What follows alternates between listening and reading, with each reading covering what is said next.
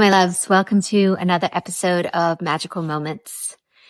Today, I want to talk about how the worst things about you are actually the best things about you. So many of us, right? We have these parts that we want to hide. We have the things that we do not love about ourselves, the things that we wish away, the parts that we don't often let out of the shadows and that we believe are shameful, or we feel guilty, or we just wish they would go away and stop bothering us because we can be somebody else. We can be our true self once we fix them or once they're gone. And one of the things that has really moved my journey the most is really recognizing that these parts that I disliked were actually some of the best parts of me. They just were misaligned. They just were moving in the wrong direction, right? Because here I was always pushing them away. And if you think about them like your best friends, I mean, they always show up. So they kind of are like best friends. They never leave you alone. They're always there in the background, like, hi, listen to me. Remember me? And they're so loyal. And yet here I was like just pushing them away, trying to shut them in the closet. No, hide them under the covers.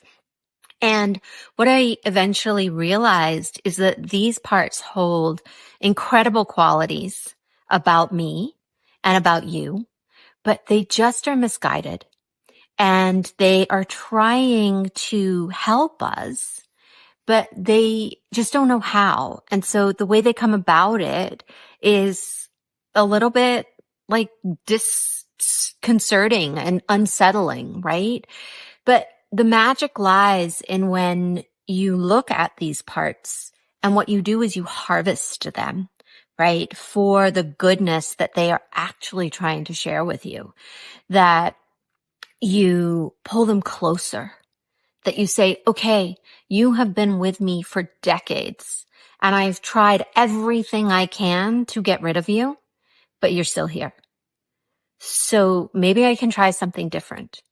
Maybe I can try talking to you differently. Maybe I can hear what you have to say. Maybe I can try to see something different in the relationship I have with you. And when you get really curious about what is underneath these patterns and these voices in your head and these emotions that keep welling up, you can begin to unearth and cultivate a deeper relationship with these parts of yourself, and you can recognize that they actually have so much to offer you. So an example of this in my life is I've always had this fighter inside of me, and she can be quite angry and she can get incredibly passionate about things. But I always tried to stifle her because I just wanted to be good and kind and sweet and nice. And I didn't really want to upset anybody. And then here comes this part of me that goes, brah, and upsets people. And then I'm like, oh, now I got to go and say sorry and clean it up. And let me try. I obviously did not have her under wraps today because she got out of the box again. And then on this journey, right, one of the things that I connected with and got really a deeper understanding of is that this part is never going to go away. This is me. This is a part of me that is vitally important in my mission, in my purpose, in my work, because somebody needs to fight for a better world for us. Somebody needs to fight for a better way of living and for aliveness and for passion and for being fully expressed, right? As women, especially. And what I realized is that I just had a misaligned relationship with her because I only let her out when I was angry or when I was frustrated or when I was in a triggered, right? And in a pattern. And I had no relationship with her in the way that she could fully support me. I mean, my human design conscious sun is the purposeful fighter. It's what I'm designed to do. And yet here I am constantly trying to make her be quiet and go away. And so because this part of me is so vitally me, she never went away. And because I was not aligned with her and not listening to her and not allowing her to have a voice in a really positive, healthy way, she was trying all these tactics to get my attention.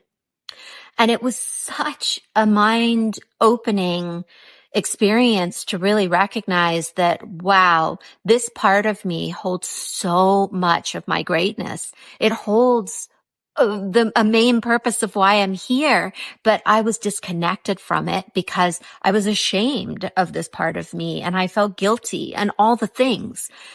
So the journey, right, is cultivating the relationship. It's pulling these parts close and teaching them a different way to express themselves, giving them a place, an outlet to have a healthy voice and to learn to work with these parts of you. And as I dove deeper in there, the shame went away, the guilt went away, and not only related to this, but other parts of my life where I was holding on to things that just didn't need to be held on to anymore, right? They had served their purpose. They were moving through me. They were moving out so that I could be authentically me and not holding on to these things that didn't support the place that I was going.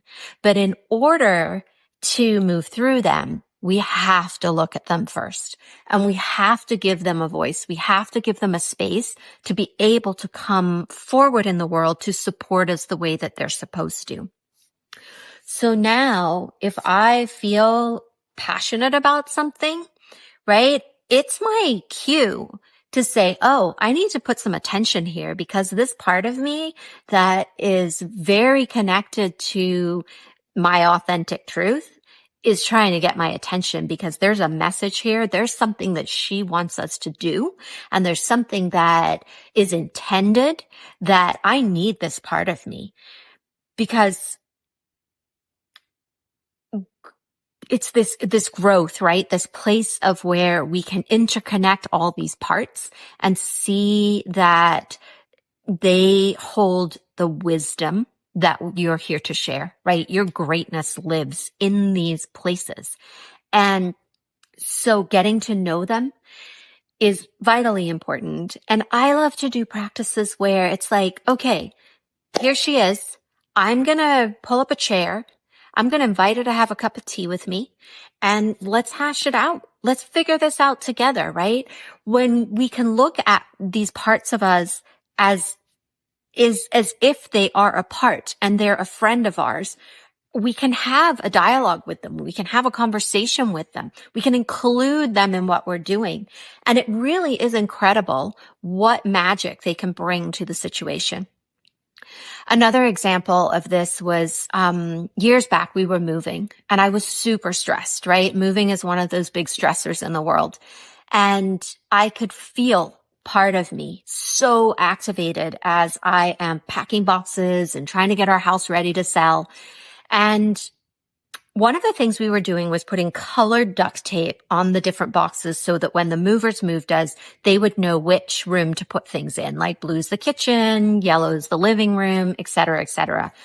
And as I could feel this part of me being so activated and stressed, I sat down on the stairs and I said, hey, come over here. What's going on?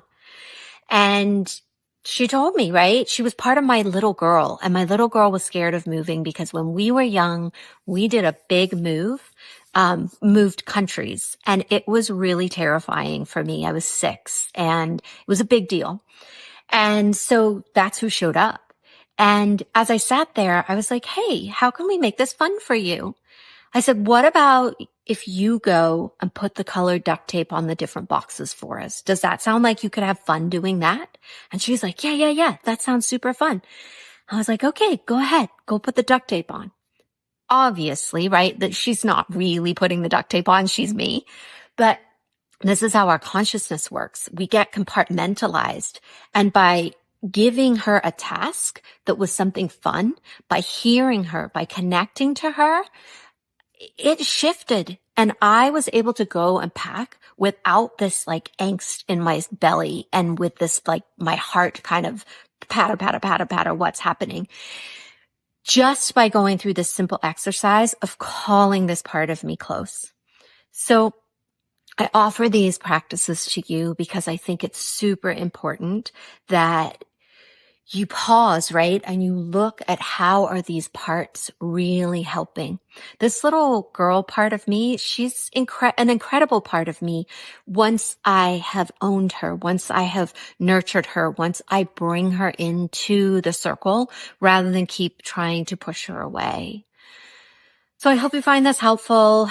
I would love if there's any comments or questions, you can put them below or reach out. Thanks so much for being on this journey with us. I just love being here with you and really diving deep into these topics so that we can find the wholeness inside us, right? Find the authentic truth so that we can live from this place and we can go out into the world and really bring our gifts and share them for the good of us all.